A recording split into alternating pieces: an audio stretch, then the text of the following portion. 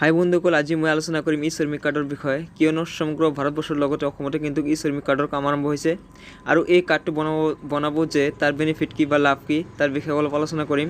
এতিয়া 2 লাখ টকা পৰ্যন্ত বীমা লাভ কৰিব পাৰিব, লগতে বিভিন্ন ধৰণৰ চৰকাৰী আঁচনিৰ খবৰ লাভ কৰিব এই ই শ্ৰমিক কাৰ্ডৰ মাধ্যমে আৰু বহুতো সা সুবিধা আছে। মই ভিডিঅ'টোৰ শেষত আলোচনা কৰিম। সব বন্ধুসকল ভিডিঅ'টো প্ৰথমৰ পৰা শেষলৈকে চাব, মোৰ এটা ৰিকুৱেষ্ট থাকিল।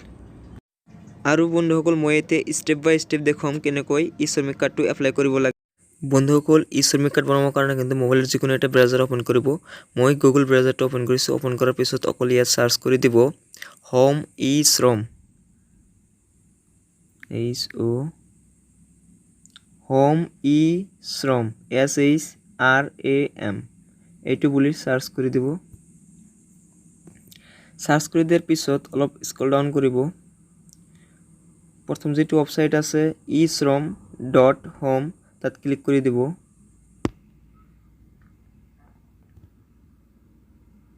ক্লিক কৰি দিয়াৰ পিছত আপোনালোকে এটা কাম কৰিব, ইয়াত 3 ডট বুলি এটা অপশন আছে, তাৰ পৰা ডেস্কটপ সাইট বনাই ল'ব।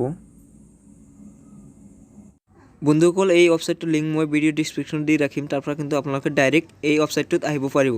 আপোনালোকে ইয়াত ই শ্ৰম কাৰ্ড দুটা মাধ্যমেৰে কৰিব পাৰিব। এটা CSCৰ মাধ্যমেৰে কৰিব পাৰিব আৰু এটা সেলফ ৰেজিষ্টাৰ, অৰ্থাৎ আপোনালোকে নিজে মোবাইলৰ সহায়ত কৰিব পাৰিব। এতিয়া ইয়াত আপোনালোকে চাই আছে register is totally free, register on the e Shram, ইয়াত ক্লিক কৰিম। কৰাৰ পিছত আপোনালোকে ইয়াত চাই আছে সেলফ ৰেজিষ্ট্ৰেশ্যন, তাৰ ওপৰত কেইটামান ইনফৰমেশ্যন আছে। ইনফৰমেশ্যন ৰিকোয়াৰ্ড ফৰ দ্য ৰেজিষ্ট্ৰেশ্যন কৰাৰ কাৰণে কি লাগিব ইয়াত অলপ আছে। প্ৰথমতে আপোনালোকৰ আধাৰ নাম্বাৰ থাকিব লাগিব। সেকেন্ড, আধাৰ লিংক এক্টিভ মোবাইল নাম্বাৰ, আপোনাৰ যি আধাৰ কাৰ্ড আছে তাত যি মোবাইল নাম্বাৰ আছে সেইটো এক্টিভ থাকিব লাগিব, অৰ্থাৎ এটা OTP যাব, সেই OTPটো যাতে পোৱা যায় লগে লগে। আৰু আপোনালোকৰ বেংক একাউণ্ট থাকিব লাগিব আৰু আপোনাৰ এজ এইটো 16 পৰা 59 হ'ব লাগিব। এতিয়া আমি সেলফ ৰেজিষ্ট্ৰেশ্যন কৰোঁ। বন্ধুসকল, প্ৰথমতে আপোনাৰ মোবাইল নাম্বাৰটো বহাই দিব। যি মোবাইল নাম্বাৰটো আপোনাৰ আধাৰ কাৰ্ডৰ লগত লিংক আছে সেই নাম্বাৰটো ইয়াত এণ্টাৰ কৰি দিব। এণ্টাৰ কৰি দিয়াৰ পিছত ইয়াত এণ্টাৰ কেপচা, এই কেপচাটো ইয়াত সুন্দৰকৈ বহাই দিব। আৰু যদি আপোনাৰ কেপচাটো আপুনি বুজি নাপায় তেনেহ'লে ইয়াত এটা এৰ' আছে, তাত এৰ'ত ক্লিক কৰি দিব পাৰে। বন্ধুসকল, মই ইতিমধ্যে কিন্তু ফিল আপ কৰিলোঁ। প্ৰথমতে নাম্বাৰটো বহাই দিলোঁ, তাৰপিছত কেপচাটো বহাই দিলোঁ। আৰু বন্ধুসকল, ইয়াত আপোনালোকে এটা কি চাই আছে, চিন চাই আছে। যদি আপোনালোকৰ কেপচাটো কিবা অসুবিধা হয় তেনেহ'লে ইয়াত আকৌ ক্লিক কৰি বেলেগ এটা কেপচা লৈ আহিব পাৰিব। আৰু ইয়াত আছে আৰ ইউ মেম্বাৰ অফ, আপুনি আগতে এইবিলাকৰ মেম্বাৰ আছিল নেকি, এইবিলাকত ন দিব, কিয়নো এইটো প্ৰথম শ্ৰমিক কাৰ্ডটো হৈ আছে। এতিয়া ক্লিক কৰি দিব সেন্ড OTPত। বন্ধুসকল, OTPত ক্লিক কৰাৰ পিছত কিন্তু OTP এবাৰ যদি নাহে তেনেহ'লে আপোনালোকে ৰিচেণ্ট OTPত পঠাব পাৰে। ইতিমধ্যে কিন্তু OTP আহি গৈছে। মই এতিয়া OTPটো ইয়াত এণ্টাৰ কৰিম। যি মোৰ OTP আহিছে 006253, এইটো মই এতিয়া এণ্টাৰ কৰি দিম। অলৰেডি মই এণ্টাৰ কৰিলোঁ। এণ্টাৰ কৰাৰ পিছত ইয়াত সাবমিটত ক্লিক কৰি দিম। বন্ধুসকল, এতিয়া 12 ডিজিটৰ যি আধাৰ নম্বৰ আছে সেই আধাৰ নম্বৰটো বহাই দিম। এটাকৈ ঘৰত 4টাকৈ নম্বৰ বহাই দিয়াৰ পিছত কিন্তু অকলে এটাৰ ঘৰৰ পৰা আন এটা ঘৰলৈ যাব। বন্ধুসকল, ইতিমধ্যে আপোনালোকে চাই আছে আধাৰ নম্বৰটো কিন্তু এণ্টাৰ কৰিছোঁ। এণ্টাৰ কৰাৰ পিছত সাবমিটত ক্লিক কৰি দিছোঁ। ক্লিক কৰি দিয়াৰ পিছত কিন্তু এটা OTP যাব। আপুনি যি নম্বৰটো ৰেজিষ্টাৰ কৰাৰ মোবাইল নম্বৰটো তাত দিছিলে সেই নম্বৰতে OTP যাব। সেই OTPটো এতিয়া বহাই দিয়াৰ পিছত ভেলিডেশ্যন ক্লিক কৰি দিম।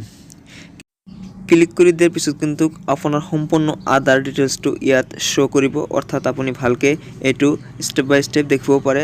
যদি ঠিক আছে তেনেহ'লে আই এগ্ৰি ডেট, তাত এটা টিক মাৰ্ক লগাই আপুনি কিন্তু সেভ এণ্ড কণ্টিনিউত ক্লিক কৰিব পাৰে। সেভ টু এণ্টাৰ আধাৰ, মানে তাত ক্লিক কৰিব পাৰে।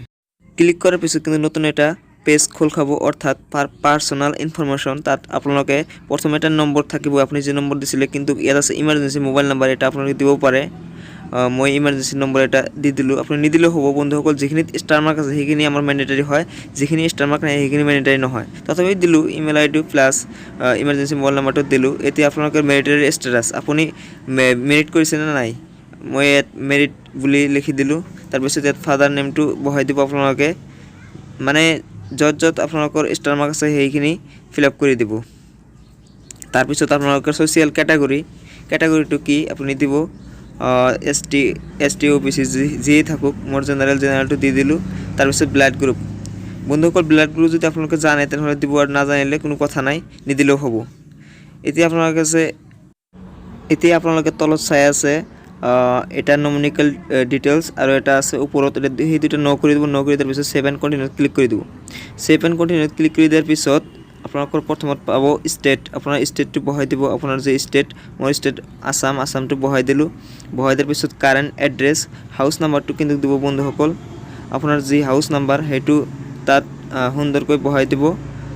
তাৰপিছত আপোনাৰ আছে লোকেলিটি, আপোনাৰ যি ডাঙৰ চহৰ বা ডিষ্ট্ৰিক্টৰ নামটো লোকেলিটিত দিব।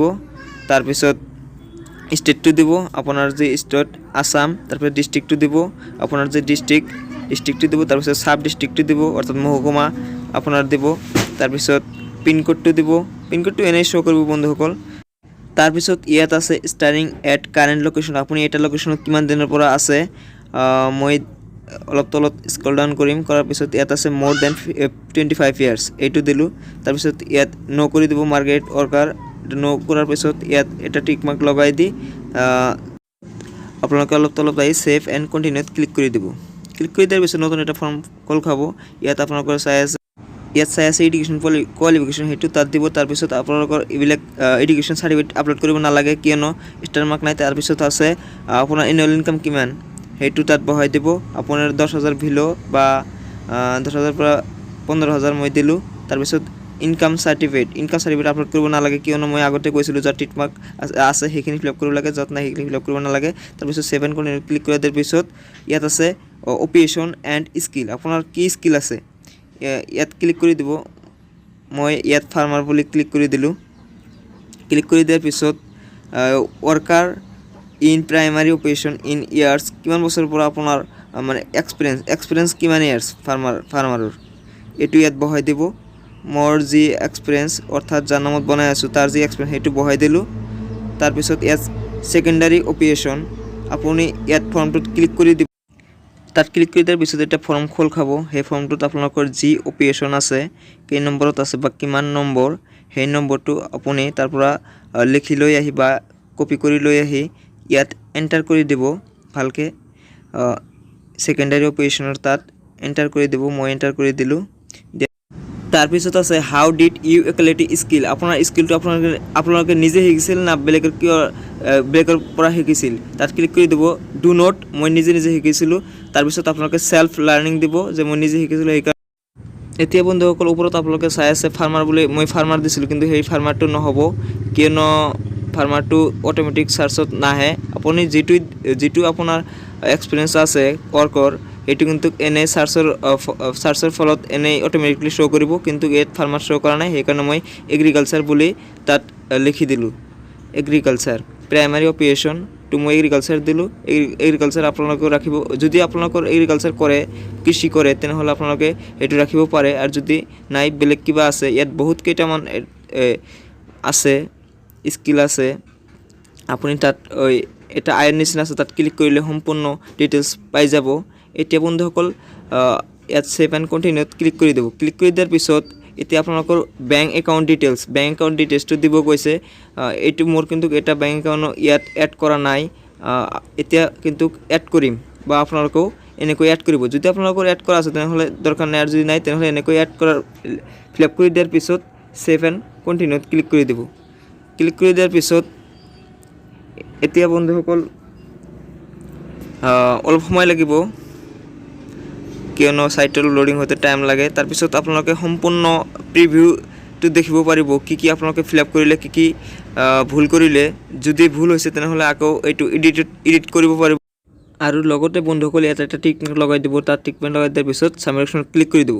ছাবমিশ্যনত ক্লিক কৰি দিয়াৰ পিছত অলপ সময় লাগিব, কিয়নো আমি গোটেইখিনি ফিল আপ কৰিছোঁ। চাইটটো অলপ লোডিং হোৱাতে সময় লাগিব। বন্ধুসকল আপুনি যি নম্বৰটো দিছিলে সেই নম্বৰত এটা কিন্তু OTP যাব, যি নম্বৰটো ইয়াত এণ্টাৰ কৰি দিছিলে সেই OTPটো এতিয়া তাৰ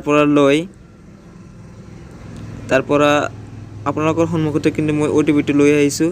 এতিয়া OTPটো ইয়াত এণ্টাৰ কৰি দিম ভালকৈ OTP-টো এণ্টাৰ কৰি দিব আপোনালোকৰ কিন্তু এটা OTP যাব সেই OTP-টো ইয়াত এণ্টাৰ কৰি দিব এণ্টাৰ কৰি দিয়াৰ পিছত তাত আছে ভেৰিফাইড ক্লিক কৰি দিব ভেৰিফাইড ক্লিক কৰি দিয়াৰ পিছত আপোনালোকে চাই আছে গোটেইখিনি ফিল আপ কৰাৰ পিছত এতিয়া সাবমিটত ক্লিক কৰি দিব সাবমিটত ক্লিক কৰি দিয়াৰ পিছত ইয়াত আপোনালোকৰ কিন্তু ইতিমধ্যে কাৰ্ডটো হৈ গ'লে ইয়াত চাই আছে ডাউনলোড কাৰ্ড তাত ক্লিক